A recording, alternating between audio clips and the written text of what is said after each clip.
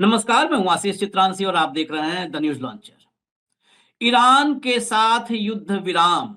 America इस खबर को प्रोपोगेट कर रहा है पूरी दुनिया में। ईरान ने इस पर एक बार भी न हामी भरी है और न ही किसी बातचीत को स्वीकार किया है। यहां तक कि कुछ ऐसी खबरें भारत के कई पोर्टल्स पे आ रही हैं कि मुस्तफा खामनेई ने भी युद्ध विराम की बातचीत के लिए अपनी सहमति दे दी है। इस वीडियो में, इस चर्चा में हम उसकी भी सच्चाई बता देंगे कि उसके पीछे का सच क्या है। आधा सच या चवन्नी सच दिखा के 10 पैसा 5 पैसा सच दिखा करके 95% झूठ बोल करके कैसे सच के साथ या सच को डिस्टॉर्ट करने की कोशिश हो रही है, वो भी इस वीडियो में क्लियर होगा। क्योंकि अब जो आशंका है, इस युद्ध को 25 दिन से हम भी देख रहे हैं और 25 दिन से एक-एक पल का एनालिसिस और अपडेट आपके सामने लेकर के आए और बड़े गर्व के साथ ये कह सकते हैं हम कि 90% से 95% हमारी रिपोर्ट्स, अगर हमने पहले भी कहा कि अब ऐसी खबरें आ रही हैं, ऐसा हो सकता है, वही हुआ है। चाहे युद्ध से भागने की कोशिशें जो थी ट्रंप की, या बातचीत करने के लिए दामाद को अपने लगाने की कोशिश थी। ये ट्रंप के ट्रुथ पोस्ट से पहले, हमने कई घंटे पहले इस पर कार्यक्रम किया था, मिड डे मुद्दा। तो 90 से 95% खबरें एक्यूरेट रही हैं, बिल्कुल दुरुस्त रही हैं, क्योंकि यहाँ के मीडिया के वो पिक एंड चूज, आधा चुनो दिखाओ, उस फॉर्मूले पर हम कार्यक्रम नहीं ला रहे हैं। मिडिल ईस्ट के तमाम सोर्सेज से, तमाम मीडिया जो है रिपोर्ट्स को मिला करके तब समग्र रूप से एक बार देखने की कोशिश करते हैं और उसी को देखते हुए अब ये आशंका है, जो हमें समझ में आ रहा है कि ये युद्ध और भयंकर होने वाला है, क्योंकि ईरान बहुत ज्यादा भड़का हुआ है अब अमेरिका और इजराइल पर। और ये भयंकर जो रूप है, स्वरूप है युद्ध का, ये तीसरे विश्व युद्ध में अगर तब्दील हो जाए तो कोई आश्चर्य मत करिएगा। टाइमिंग देखिए, जब अमेरिका ने बातचीत की खबरों को या मतलब प्रोपेगेंडा को पूरी दुनिया में फैलाना शुरू किया, उसी वक्त Ali Khamenei, Mustafa Ali Khamenei ने क्या फैसला लिया? उन्होंने अली लारिजानी, जो सिक्योरिटी चीफ थे और 17 तारीख को जिनकी हत्या की थी इजराइल ने हमला करके, 17 तारीख तक, मतलब 18 दिन पूरे के पूरे ईरान और इजराइल युद्ध में, ईरान अमेरिका इजराइल युद्ध में अली लारिजानी ही मुख्य चेहरा थे। वही फैसले ले रहे थे, वही युद्ध को लीड कर रहे थे। उनकी हत्या के बाद अब तक अली लारिजानी की जगह पर कौन बैठेगा कोई फैसला नहीं हुआ था। लेकिन जैसे ही इन खबरों को ज्यादा जोर दिया जाने लगा, मुस्तफा खामेनेई के आदेश पर ईरान के राष्ट्रपति मसूद पेजेस्कियान ने अमेरिका के कट्टर दुश्मन को अली लारिजानी की टॉप कुर्सी पर बिठा दिया है। कट्टर दुश्मन इसलिए मैं कह रहा हूं, जिस व्यक्ति को अमेरिका ने प्रतिबंधित किया था, जिस व्यक्ति पर अमेरिका के एक प्रमुख व्यक्ति और एक तेल व्यवसायी की हत्या का आरोप लगा था, कब? इस्लामिक क्रांति के दौर में। सोचिए अमेरिका को लेकर के क्या रुख होगा इनका, अभी हम पूरा परिचय देंगे। उस व्यक्ति के हाथ में कमान सौंपी है ईरान की सिक्योरिटी की। ईरान के सिक्योरिटी चीफ बनाए जो गए हैं, वो अमेरिका की आंखों में दशकों से खटक रहे हैं, दशकों से खटक रहे हैं। और उनका दामाद यूएन में बैठता है अस्थाई प्रतिनिधि होकर के। आपको वीडियो याद होगा जिसने यूएन में युद्ध शुरू होने के बाद अमेरिका को बहुत सीधे सपाट शब्दों में कहा था कि जो गलती किया है भारी पड़ेगा, युद्ध खत्म हम करेंगे। बहुत ठोस जवाब दिया था। उस व्यक्ति के हाथ में कमान आई है। सऊदी इसी बीच, अब इस खबर को और जब चारों तरफ से आप देखेंगे, इसी बीच सऊदी अरब, यूएई, बहरीन, ये सब के सब ट्रंप के पास भागे हैं कि युद्ध को कंटिन्यू करिए, ये युद्ध को कंटिन्यू करिए। इस पे भी हमारे यहाँ खबर लोगों ने चलाई, जो हमारे यहाँ गोदी चैनल्स हैं, कि अब जो है अमेरिका और इजराइल के साथ खाड़ी के देश मिलकर लड़ेंगे युद्ध, ईरान का क्या होगा, इस टाइप का चलाया। ये बेबस लाचार पालतू पैरासाइट्स, ये पैरासाइट है, अमेरिका के परजीवी हैं सब। ये अमेरिका के पास भागे क्यों है, ये किस प्लॉट किस स्क्रिप्ट का हिस्सा है, ये भी समझेंगे। जरा अब भाव को जोड़िए और फिर खबरों का सिलसिला शुरू करें। स्वागत है भाव। हेडलाइन लाइए, पहली हेडलाइन लाइए। सब झूठ है, ट्रंप के प्रोडक्टिव टॉक के दावे पर भड़का ईरान, इजरायली बमबारी के बीच क्या वाकई जंग थमेगी, ये सवाल है। क्योंकि प्रोडक्टिव टॉक का जो दावा था और स्पीकर से जो बातचीत करने की बात हो रही थी कि स्पीकर को मध्यस्थ बनाया जाएगा, हमने एक कार्यक्रम में पहले भी कहा था कि स्पीकर के जरिए ईरान में घुसने, वो नाम उछाल करके घुसने की कोशिश है। और इसीलिए क्योंकि स्पीकर के पद पर जो बैठे हैं वह भी बहुत कट्टरपंथी हैं, वो बहुत कट्टरपंथी हैं। उनका नाम उछाल के एक अलग लेवल पर खेलने की कोशिश थी और उनका नाम आते ही सिक्योरिटी चीफ के नाम का ऐलान हो गया। क्योंकि पॉलिटिको के जरिए जो खबर आ रही थी कि अमेरिका उनको सुप्रीम लीडर, वहां सर्वोच्च नेता के रूप में प्रोजेक्ट करेगा, महत्वाकांक्षाओं को जगाने की कोशिश, उसी बीच में सब नाम खारिज, एक सिक्योरिटी चीफ अली लारिजानी की जगह बैठाया गया। किसे बैठाया गया, आगे परिचय देते हैं। अगली हेडलाइन लाइए, अगली हेडलाइन लाइए। जीत तक जारी रहेगी लड़ाई, ट्रंप के दावे के बीच ईरानी सेना का बड़ा ऐलान। ये सीधा ऐलान है, कहीं इसमें घुमा फिरा के अमेरिका जैसा नहीं है। जीत तक जारी रहेगी लड़ाई। जरा नीचे दिखाइए ऐलान किसका है। ईरान के शीर्ष सैन्य कमान ने मंगलवार को बड़ा ऐलान किया है, ये ताजा खबर है। ईरानी सेना का कहना है कि उसकी सशस्त्र सेनाएं पूर्ण विजय हासिल होने तक लड़ाई जारी रखेंगी।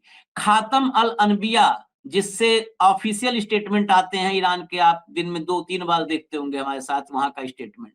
खातम अल अनबिया केंद्रीय मुख्यालय के प्रवक्ता मेजर जनरल अली अब्दुल्लाही अलीबादी ने कहा है कि ईरान की शक्तिशाली सेनाएं देश की अखंडता की रक्षा में गर्वित, विजयी और अडिग हैं।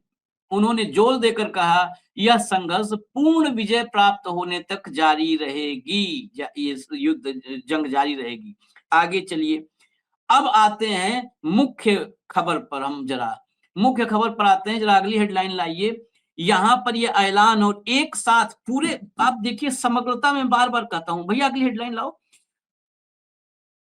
पूरे पूरे जो है इस युद्ध के मैदान को आप समग्रता से देखिए। एक तरफ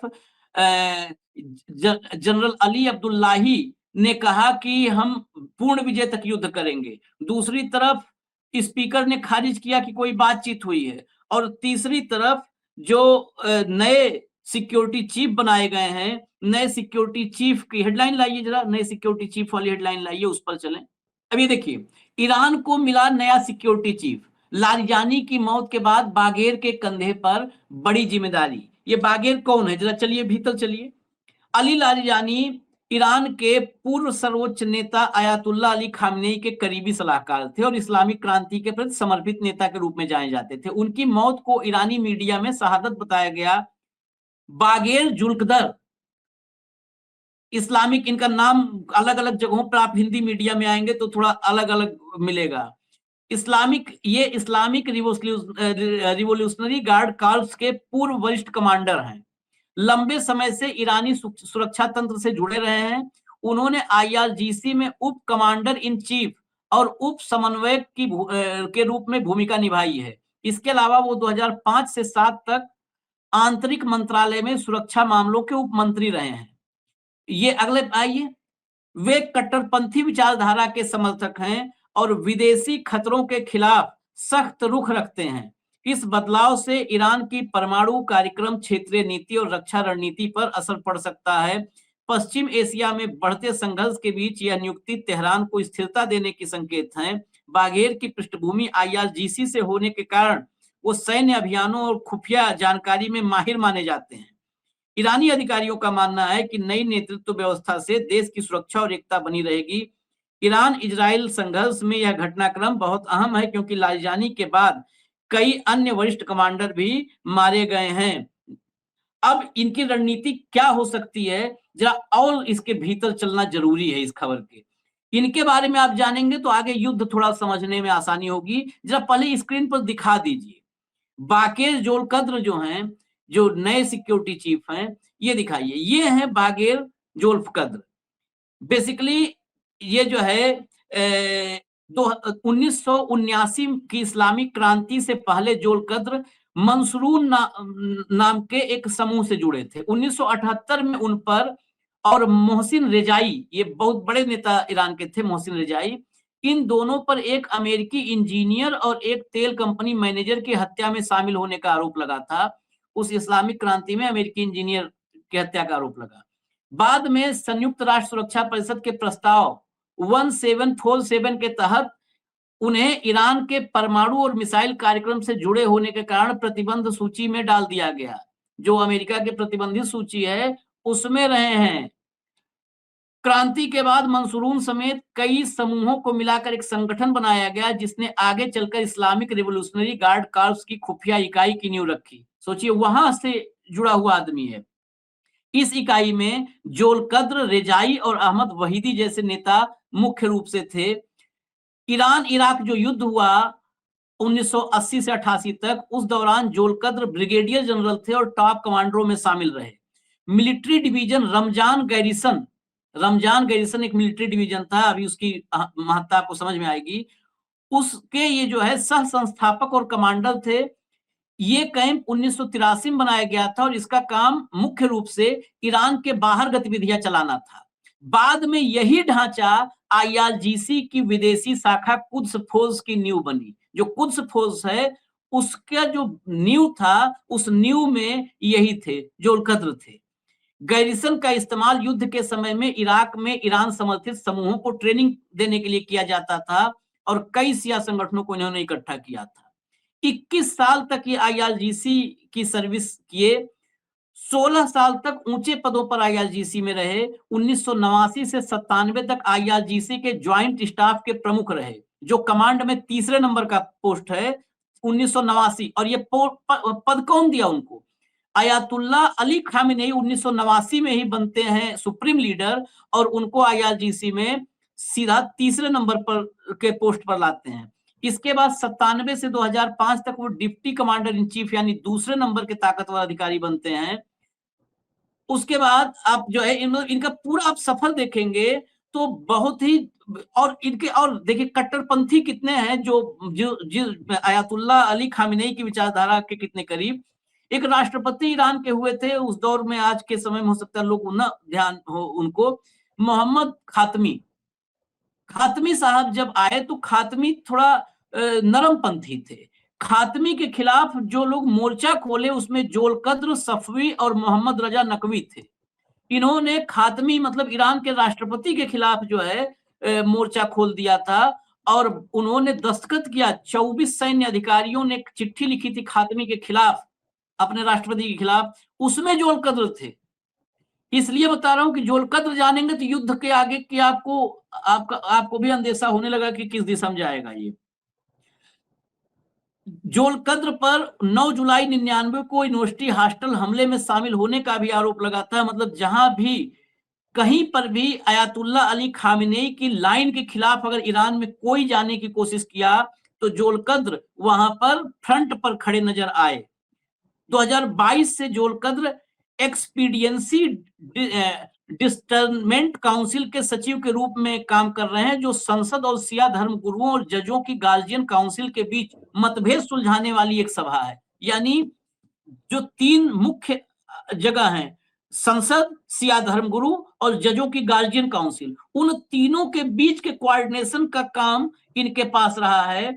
ये संस्था कानूनों को वीटो कर सकती है और चुनाव की निगरानी करती है, ये काम इनके पास था। अब समझिए जोलकद्र की ताकत, क्योंकि शुरू में जो आपने देखा था वो कम थी, अब बताया जोलकद्र को बिठाया गया ऐसे जगह पर और उनके विचार को आप समझ लिए। अब इस बीच में पहले अब यहीं पर हम चर्चा कर ले जोलकद्र के आने का। जोलकद्र सुबह से चल रहा था कि ईरान के स्पीकर मध्यस्थता करेंगे, बातचीत करेंगे, और पॉलिटिको से लेकर के वेस्टर्न मीडिया में उनका नाम प्लांट किया गया जोरदार तरीके से। लेकिन अब जो है, जो स्थिति है, बागेरी को कमान सौंपी गई है। इसके बाद भाऊ युद्ध किस दिशा में, आप किस दिशा में जाते हुए देख रहे हैं? देखिए आशीष, एक बात तो बड़ी क्लियर है, यदि ईरान को वाकई सीज फायर करना है और ईरान को बातचीत के टेबल पर बैठना है, तो फिर ईरान बगैर को इंटरनल सिक्योरिटी का चीफ नहीं बनाते। वो एक मैसेज देने का प्रयास करते कि हमने कुछ सॉफ्ट लोगों को भी सामने लाया है ताकि बातचीत करनी है। लेकिन ईरान ने बहुत पहले से अयतुल्ला अली खोमेनी की मृत्यु के बाद ईरान और खासकर आईआरजीसी ये घोषणा कर चुका है कि ये अब अंतिम लड़ाई है। हमने ऐसे लोगों की शहादत दी है, अब इसके बाद विजय के सिवा कुछ नहीं। जब तक, और उनकी विजय अमेरिका से कोई लेना देना नहीं है, उनकी विजय है जब तक वो इजराइल को समाप्त नहीं करते ये, और इजराइल को अपने घुटनों पे नहीं लाते। अब सवाल है कि मैं कई दिनों से मतलब कई डिस्कशन में भी मैं बोल चुका हूं कि ये युद्ध आपको भले ही लगे कि इजराइल अमेरिका ईरान का है, लेकिन ईरान अमेरिका अलग, इजराइल अमेरिका अलग, ईरान इजराइल और हिजबुल्ला अलग, इजराइल हमास अलग, ये आपको अलग अलग एंगल से देखना होगा। तो ऐसे में आपको यदि अमेरिका कल सीज फायर भी करना चाहता है तो अमेरिका के साथ सीज फायर हो सकता है, लेकिन वो ये सीज फायर इजराइल के साथ होगा ये हमको नहीं लगता। इजराइल ने पहले ही क्लियर कर चुका है इजराइल कि ये युद्ध में सीज फायर अब नहीं हो सकता, ये इजराइल का कहना है। अमेरिका सीज फायर करना चाहता है, अमेरिका की अपनी मजबूरी है, उनके अपने देश का हर, या इजराइल की अलग मजबूरी है, अमेरिका की अलग मजबूरी है, बाकी विश्व की अलग मजबूरी है। अमेरिका यदि सीज फायर करना चाहता है तो अमेरिका फीलर्स भेज रहा है, फीलर्स भेज रहा है, ये ईरान भी एक्सेप्ट कर रहा है कि हमारे पास कई जगह से फीलर्स आए हैं, कुछ संदेश आए हैं, लेकिन हम कोई भी बातचीत शुरू करने के पहले हमारी कंडीशंस हमने रिलीज कर दी। उन्होंने पहले ही दुनिया के सामने कंडीशन रख दी, ये 5 कंडीशन हमारी है, इस 5 कंडीशन पे आपको बात करने की जरूरत है। अब क्या हुआ कि देखिए कंफ्यूजन कितना है और आप किसको सच बोलेंगे। पहले ये कहता है कि भाई ये ईरान परमाणु बम बना रहा था इसलिए मैंने युद्ध, वो हम पे हम हमला करे इसके पहले हमने हमला कर दिया। जो पहला हमला होने के बाद अमेरिका का स्टेटमेंट था, before the attack we had to attack, तो हमने अटैक कर दिया। अब वो बात साइड को रहेगी। फिर वो परमाणु के लिए परमाणु है इसलिए हमने उन पे हमला कर दिया, ठीक है। उनके पास परमाणु है किसने कहा आपको, या परमाणु शक्ति हासिल करने जा रहे किसने कहा? एजेंसियों ने हाथ ऊपर कर दिए, सबने हाथ ऊपर कर दिए। फिर वो ट्रंप के गले तक बात आ गई। फिर ट्रंप ने कहा कि मेरे लोगों ने, मेरे मंत्रिमंडल ने मुझे कहा कि परमाणु हासिल है, तो अब उन पे ढोल दिया। अब उन्होंने कहा कि हमारी बातचीत चल रही है, क्योंकि उनको बातचीत, हम कितने दिनों से कह रहे हैं कि ये एग्जिट चाहता है। अब वो ऑनरेबल एग्जिट वाली बात नहीं है, अब एग्जिट चाहता है। तो उन्होंने एक खबर छोड़ दी, हमारी तरफ से ये लोग जाएंगे। और ये जो 2 नाम थे, वो 2 नाम पहले भी कई जगह इसका उपयोग किया है उन्होंने, इसलिए लोग बिलीव करेंगे। और ईरान के स्पीकर की बात होगी, ईरान के स्पीकर ने इसको डिनाई किया, ईरान ने उनको डिनाई किया, कोई बातचीत हो गई। अब उस ट्रंप की किस बात पर विश्वास रखे जो अपने सोशल मीडिया ट्रूथ पे कहता है कि बातचीत 2-4 दिनों से बहुत पॉजिटिव हुई है और इस पॉजिटिव के चलते मैं अब 5 दिन तक हमले रोक रहा हूं। वो बोल रहे बातचीत शुरू ही नहीं हुई, बातचीत का कोई जिक्र ही नहीं हुआ, हमारी तरफ से कोई मिल नहीं रहा है, हमारा कोई अधिकारी मिल नहीं रहा है। अब मीडिया में एक प्लांट और हो गई बात, जो वो प्रॉपर्टी डीलर है, उनके जो मित्र है, वो बोले ईरान में जाके गुप्त रूप से बातचीत कर रहे हैं और 18 पॉइंट पे अब करीब करीब दोनों देशों में सहमति हुई है। बताइए कौन से 18 पॉइंट है, कौन से 5 पॉइंट है? मैं मानता हूं, चलो उस मीडिया की सही माने, 18 पॉइंट पे बातचीत चल रही है, बाकी जगह पे बातचीत चल रही है। फिर बातचीत के बीच में ईरान ये स्टेप क्यों ले रहा है? ईरान ने अमेरिका का सबसे बड़ा विरोधी क्यों लाराजानी की जगह पे रखा है? ईरान ने आज भी, जब हम और आप बात कर रहे हैं, हो सकता है कि इस प्रोग्राम के बाद फिर एक प्रोग्राम आपको लाना पड़े कि फिर इजराइल पे हमले हुए, इजराइल पे लगातार हमले जारी हैं। दूसरी तरफ, एक तरफ अमेरिका ने यह कह दिया कि भाई, मतलब खबर प्लांट हुई है कि सऊदी और ये बाकी जो मिडिल ईस्ट के देश है वो अमेरिका को कहती कि भैया युद्ध जारी रखो। लेकिन कतार से एक स्टेटमेंट आया है आशिफ जी, यदि आपने ध्यान से देखा होगा, कतार से एक स्टेटमेंट आया गवर्नमेंट का कि भाई हम खाड़ी के देश सब एक दूसरे के पड़ोसी हैं, लोग आते हैं जाते हैं, लेकिन हमें तो यही रहना है। तो हम एक दूसरे के दोस्ताना के साथ संबंध रख के रहे तो ज्यादा अच्छा है। इससे विनाश नहीं होगा, विकास होगा। ये बात कतर की इसलिए मुझे सही लगती है क्योंकि कतर ने विनाश झेला है। कतर के पास एक्सपोर्ट करने के लिए सबसे बड़ा एलएनजी का भंडारण है। वही एलएनजी हिट हुआ है जो 5 साल लगेंगे उनको रिपेयर करने में। वो वहां परेशान है, इसलिए वो कहते हैं कि सब मिलके साथ रहे। अब सब मिलके साथ कौन रहेगा भाई? इजराइल तो इनके साथ है, कतर के साथ है, सारे खाड़ी के देश कतर के साथ है। कतर के साथ कौन नहीं है? सिर्फ ईरान नहीं है।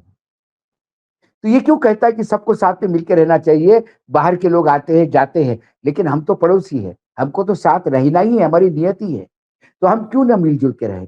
ये जो एक नया रास्ता खोल रहा है, बाकी भी देश बता रहे हैं। क्योंकि होता क्या है आशीष जी, हम आपका तब तक साथ देंगे जब तक हमें विश्वास है कि आप हमको बचा रहे हैं। मैं किसी पहलवान को किसी के साथ लड़ने के लिए जाऊं और वो मेरा पहलवान जूते ही जूते खाए तो मैं वहां से भाग लूंगा, मैं वहां खड़ा नहीं हूंगा। क्योंकि जिसके भरोसे मैं लड़ने गया वही मार खा रहा है, अब तो मेरा नंबर है मार खाने का, तो मैं क्यों मार खाऊं? तो लेकिन अमेरिका मार खा रहा है। अब ऐसे में जो आपने लगातार अभी जो ओपनिंग में आपने बताया कि क्या क्या इवेंट्स ईरान में हो रहे हैं, ईरान में नए अपॉइंटमेंट हुए हैं, वो पद खाली नहीं रखते तुरंत, और उससे ज्यादा कट्टर आदमी आता है। मतलब हमको लग रहा था कि लारीजानी कट्टर है, अब इसका प्रोफाइल जब पूरा सुना तो मुझे लगा कि लारीजानी से भी 2 फुट ऊपर है ये आदमी, इतना कट्टरपंथी है। उसको इंटीरियर सुरक्षा दे दी जो नो कॉम्प्रोमाइज है। कल किसी भी हालत में वो बातचीत के टेबल पे नहीं आने देगा किसी, ठीक है।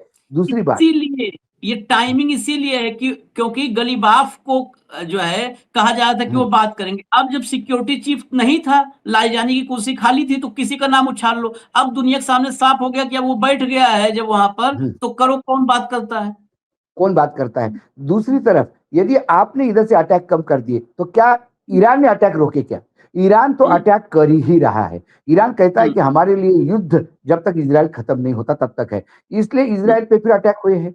अभी जब हम बात करें तो हो सकता है एक आध ड्रोन और हिट हो जाए, और इजराइल जितने अटैक हो रहे हैं वो सक्सेसफुल हो रहे हैं। कोई भी अटैक का अभी पिछले 2 दिन से 3 दिन से आपने देखा होगा, इनका एक भी ड्रोन, इनका एक भी मिसाइल इंटरसेप्ट नहीं हो पा रहा है। इसका मतलब है इजराइल के पास इंटरसेप्टर या तो खत्म हो गए हैं या इंटरसेप्टर उनको लोकेट नहीं कर पा रहे हैं। नए उन्नत ड्रोन आ रहे हैं, नए उन्नत वार संख्या आ रही है। अब इसी के बीच में मैं कुछ किसी को सुन रहा था कि किसी ने अमेरिका के किसी कमांडर ने बोल दिया कि जो रशिया से जो मिसाइल जा रहे थे ईरान को, और जो चीन से जो फ्यूल जा रहा था, उन जहाजों पे हमला बोल दिया अमेरिका ने। कहाँ हमला बोल दिया? कौन सा हमला बोल दिया? ये अपने देश के लोगों को भ्रमित करने के लिए है। जैसे हमारे देश में लगातार एक बात चल जा रही है कि हमारी नेवी हार्मुज पे अपने जहाज को प्रोटेक्शन करने के लिए जा रही है। तो खबर पढ़ के ऐसा लगता है कि हमारी नेवी के जहाज जो है वो पूरा हार्मुज क्रॉस करके अंदर गए और अपने जहाजों को लेके आए, नहीं भाव बल्कि हमारे ये हमारे यहाँ की तो चर्चे न करें। आज भी खबर लगी है कि हमें किसी की परमिशन लेने की जरूरत, किसी की मंजूरी लेने की जरूरत नहीं होर्मुज से निकलने के लिए। मतलब ये ऐसी बात करते हैं कि उस कॉमेडी पे ना हंसते बने ना रोते बने। उसका इलाज ही कोई नहीं है, उसका इलाज जो है वो कोई देश में कर ही नहीं सकता है। अब हमको परमिशन लेने की जरूरत नहीं है, हमको परमिशन नहीं लेने की जरूरत है, हमारे जहाज खड़े रहेंगे बस। मतलब क्या नॉनसेंस, हमें दूसरी बात, परमिशन लेने की जरूरत नहीं है। आज हेडलाइन लगी है कि सरकार ने साफ किया कि हमें होर्मुज से निकलने के लिए मंजूरी लेने की जरूरत नहीं है। 27 जहाज खड़े हैं। ले आओ हिम्मत हो तो। मंजूरी नहीं लेना है और जहाज भी नहीं लाना है। ये हाँ, देश को कैसे गुमराह करते हैं। मैं और मुख्य अच्छा, मुद्दे पे चलता हूं जहां पर थोड़ा सा और एक खबर और मुझे बतानी है। देखिए कितनी मजबूर और कितना हताश है हमारा नेतृत्व। अमेरिका का एम्बेसडर जो है दिल्ली में बैठा हुआ, वो बता रहा है, उसने ट्वीट करके बोला कि ट्रंप की और मोदी की बात हुई है। एक बात हुई, लेकिन हमारा प्रधानमंत्री कार्यालय में हिम्मत नहीं है बताने की कि ट्रंप से हमने बात की है। क्योंकि ट्रंप से क्या बात हुई है ये बताने की स्थिति में क्या देश है? ट्रंप से क्या नए आदेश आए हैं, वो आदेश आप देश के साथ साझा करोगे? और ये हुआ कि ट्रंप के साथ हमने ये बोल दिया है कि हार्मुज पे कंट्रोल ठीक नहीं है। अरे ये तो अजब है भाई, कंट्रोल ठीक नहीं है तो फिर खोल दीजिए कंट्रोल। जाइए अमेरिका के साथ वॉर में, उतारिए अपनी सैन्य और खोल दीजिए हार्मोज।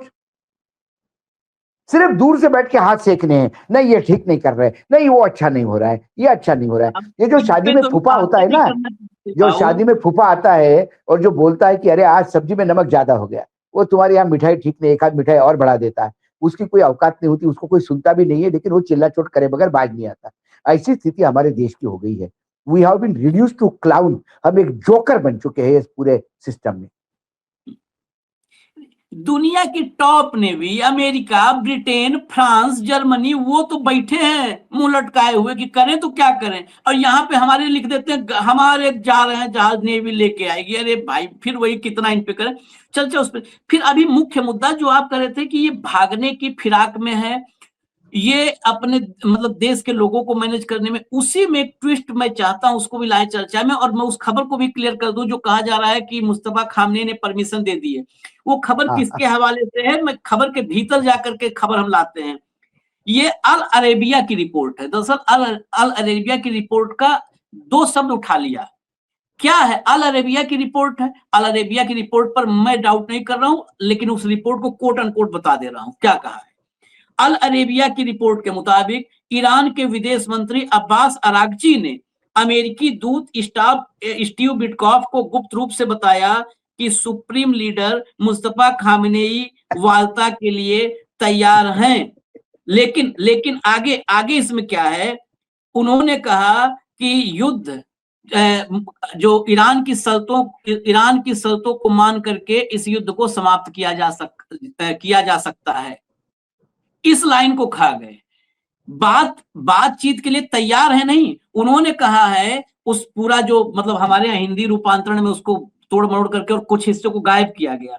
कहा क्या है कि अगर अगर ईरान की शर्तें मान ले तो हम युद्ध विराम के लिए तैयार हैं। तो ईरान तो वो आज कहा है, वो तो 6 शर्त रखा किसी ने।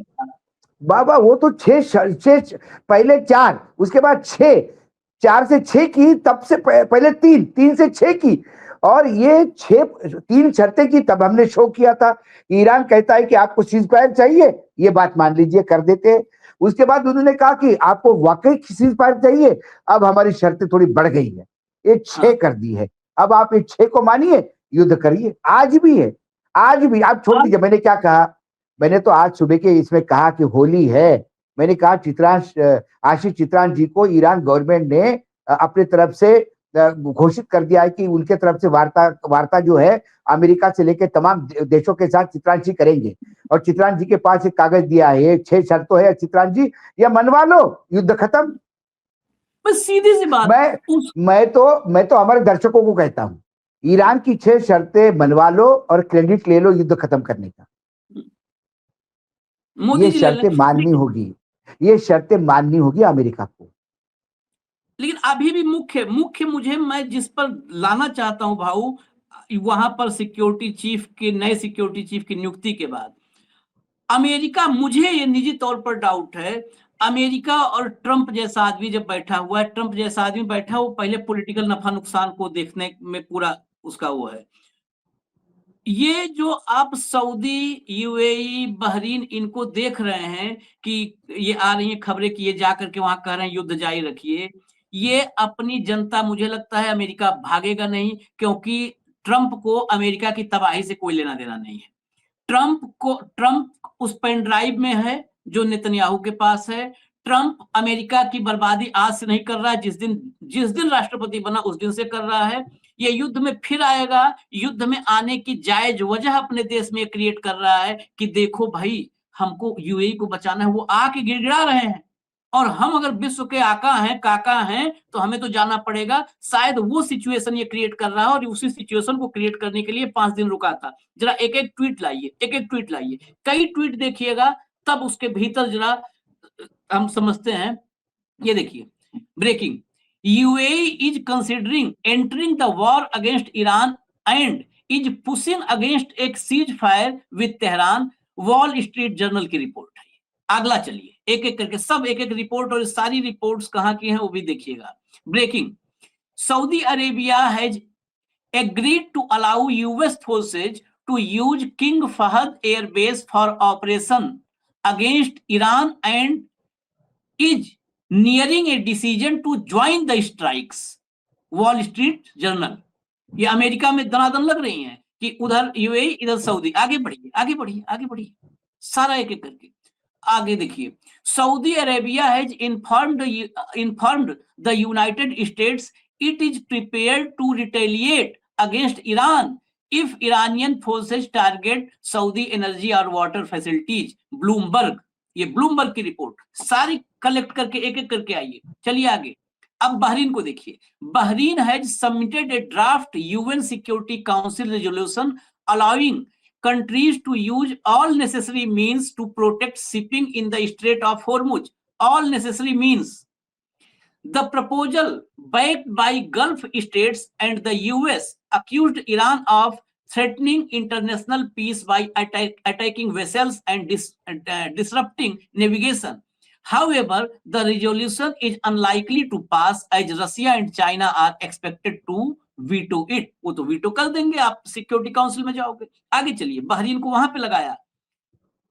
Big Saudi Arabia and UAE are edging closer to joining the fight against Iran after repeated attacks on their energy infra and cities. Saudi Arabia has begun allowing US forces to use its bases, and Crown Prince Mohammed bin Salman is now eager to re-establish deference and is close to deciding to join the attacks, meaning it may be only a matter of time before the kingdom enters the war. Wall Street Journal. आगे चलिए आगे चलिए।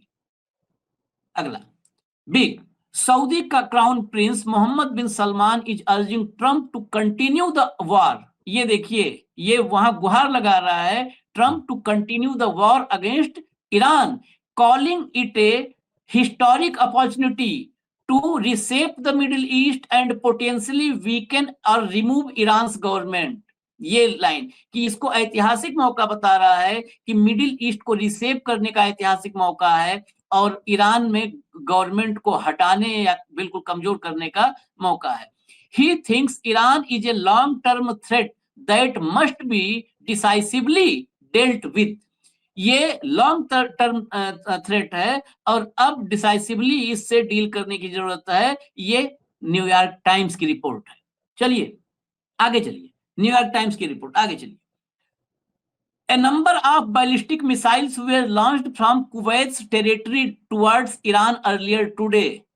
ये बहुत rare ये खबरें और ये विजुअल्स आते हैं कि किसी की टेरिटरी से, अब तक नॉर्मली विजुअल्स नहीं खबर आती थी कि कुवैत या बहरीन से दागा गया, लेकिन यहाँ पर है कि बड़ी संख्या में बैलिस्टिक मिसाइल कुवैत की टेरिटरी से ईरान में दागे गए हैं। It remains unclear whether the launches were directly carried out by Kuwaiti forces or US forces. ये क्लियर नहीं है कि ये जो मिसाइल दागी गई हैं ये कुवैती फोर्सेस ने दागी हैं या वहां मौजूद यूएस फोर्सेस ने। विजुअल दिखाइए, इसके विजुअल दिखाइए। इसलिए इस युद्ध की भयावहता की जो आशंका हम कर रहे हैं, ये अमेरिका ये 5 दिन, हमने पहले कहा था ये साजिशों के 5 दिन है, वो टाइम बाई कर रहा है वो अपने देश में, क्योंकि वहां उसकी पॉपुलैरिटी रेटिंग बिल्कुल गलत में जा रही है रसातल में। ये देखिए मिसाइल दागे और ये कुवैत से दागे गए हैं। पहली बार इतने बड़े पैमाने पर मिसाइल कुवैत से दागने, ईरान में दागने के विजुअल आए हैं। चलिए अब जो है यहाँ पर रोकिए, यहाँ पर रोकिए 1 मिनट के लिए। अब भाऊ अब तस्वीर देखिए चेंज होगी। वहां पर आशीष, अभी देखिए आशीष, उसको भागना तो था, भाग नहीं पा रहा था, ठीक है। अब उसको जस्टिफाई कैसा करना है तो उन्हें इन लोगों को किया, लेकिन जब सऊदी से लेकर सारे युद्ध में उतरे, चीन, रशिया और कोरिया देखते रहेंगे क्या? सवाल ये एग्जैक्टली तभी मैंने कहा युद्ध भयावह होने वाला है, युद्ध भयावह होने वाला है। और यदि ये देश उतर गए तो फिर इन मिडिल ईस्ट के देशों को कौन रोकेगा? कल यदि चाइनीज मिसाइल यदि लॉन्च हो गई, 2-4 चाइनीज मिसाइल सऊदी में गिरी, दुबई में गिरी, तो उसका रिप्लाई कौन देगा? कौन किसके खिलाफ उतरेगा? हार्मुज ये ईरान की प्रॉपर्टी है, हार्मुज पे कंट्रोल ये ईरान का है। अभी तक ईरान हार्मूज से किसी को तकलीफ नहीं दे रहा था। ईरान के खिलाफ इन देशों ने अपने यहां अमेरिका को मिलिट्री बेस दे के ईरान के खिलाफ युद्ध में ये ज्वाइन हो गए। ये क्या कहते कि हम युद्ध में ज्वाइन, तुमने जब एयरबेस दिया तभी युद्ध का पार्ट हो गए, आप उसके युद्ध का पार्ट हो गए। सवाल ये है कि इस युद्ध के भड़कने के बाद यदि ताऊ जी ने भारत को उतारा इसके अंदर, तो भारत क्या उतरेगा? क्या भारत के पास क्या अल्टरनेटिव है? सवाल ये है। सवाल कितने फ्रंट पे भारत खेलेगा, क्योंकि ये हमको भी चिंता का विषय है। यदि कल अमेरिका ने कहा कि भारत इसमें पार्ट ले हमारी तरफ से, तब तो आपको एक डिसीजन लेना होगा कि आप किधर हैं। आप पार्ट लेते हैं तो आपके दो दुश्मन आपके मुहाने पे खड़े हैं, वो ताक में ही खड़े हैं कि आप युद्ध तो शुरू करें। आज तक हमारे यहां पाकिस्तान और चाइना ने इकट्ठा कभी अटैक नहीं किया। ये दो फ्रंट पे अटैक हो गया है तो हम अमेरिका को कितना मदद कर पाएंगे? कई चीजें सोचने की है, क्योंकि वर्ल्ड में इतनी घटनाक्रम इतना तेजी से बदल रहा है कि रातों रात चेंजेस हो रहे हैं। उसके साथ ही यदि इराक से मिसाइलें दगी है ईरान की तरफ, तो जो सेपरेटिस्ट ग्रुप है इराक में बैठा हुआ, क्या वो रिटेलिएट कुवैत में नहीं बैठा, कुवैत दागी जा रही है, ये तो कुवैत में, सॉरी इराक में, कुवैत में दागी है। तो क्या फिर कुवैत को अब सीधा युद्ध में मान के, अभी तक तो इन्होंने अमेरिकन एस्टेब्लिशमेंट पे बोल के किया, अभी तक ये ईरान को आप दुश्मन मानते हो, लेकिन ईरान ने आपके रहियासी इलाके में कभी हाथ नहीं मारा, ईरान ने आपके इंफ्रास्ट्रक्चर पे हाथ नहीं मारा। ईरान ने बोल के मारा कि आपके यहाँ अमेरिकन कंपनी का इन्वेस्टमेंट है और हम उनको हिट करने जा रहे हैं, आपके यहाँ अमेरिकन एम्बेसी है हम उनको हिट करने जा रहे हैं, आपके यहाँ अमेरिकन एयरबेस है हम उसको हिट करने जा रहे हैं। यदि कुवैत से वहां पे यदि मिसाइल दागी है, वो यदि कुवैत फोर्सेस ने दागी होगी, तो फिर जैसा इजराइल पे ऊपर अटैक हो रहा है, वैसा अटैक यदि कुवैत के ऊपर हो गया तो कुवैत को बचाएगा कौन? अमेरिका का जो सिक्योरिटी सिस्टम था, एयर डिफेंस सिस्टम, वो तो टोटली फेल हो गया। वो तो अमेरिका क्या इजराइल भी फेल हो गया। तो क्या कुवैत से ये मिसाइल छुड़वाए गए प्रेशर में? कल कुवैत का इसका रिटेलिएशन यदि बुरी तरह से मिला तो कुवैत क्या करेगा? ये मुझे पूरा संदेह है कि अब नाटो से लेकर के सबको इस युद्ध में लाने के लिए इस युद्ध की भयावहता को बढ़ाने की कोशिश कर रहा है अमेरिका। और इसीलिए वहां पर New York times, wall Street journal, सब में ये खबरें छप रही है ना कि सऊदी कह रहा है कि आइए युद्ध में खत्म करते हैं, कुवैत बुला रहा है, यूएई बुला रहा है। ये अमेरिका के लिए ट्रम्प के लिए बहुत छोटी बात है इन लोगों को बोलना कि तुम ये बोलना शुरू कर दो। हाँ, ये अमेरिका के लिए बहुत छोटी बात है। बहुत छोटी बात। आज अमेरिका के डर से हम ईरान में हुए हमलों का निषेध तक नहीं कर सकते। अमेरिका के डर से आज हमारे प्रधानमंत्री अभी तक अयतुल्ला खोमेनी के मृत्यु पे शोक प्रकट नहीं कर पाए, अभी तक नहीं कर पाए। वहां बच्चियों की मृत्यु हुई, उसके बारे में हम बोल नहीं पाए।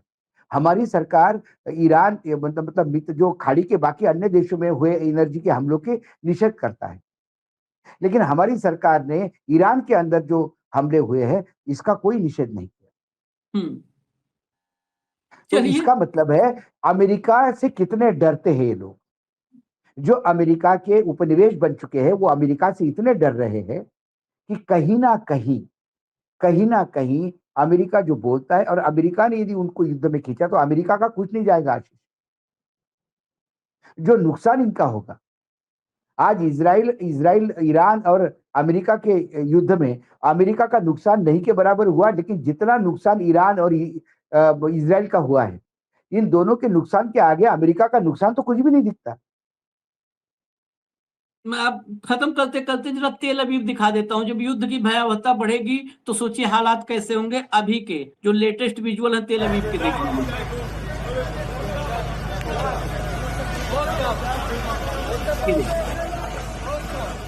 ये अभी के हैं, मिसाइलें गिरी हैं अलग अलग इलाकों में। तेल अवीव में देख रहे हैं आप कितनी बड़ी संख्या में राहत बचाव कर्मी लगे हुए हैं।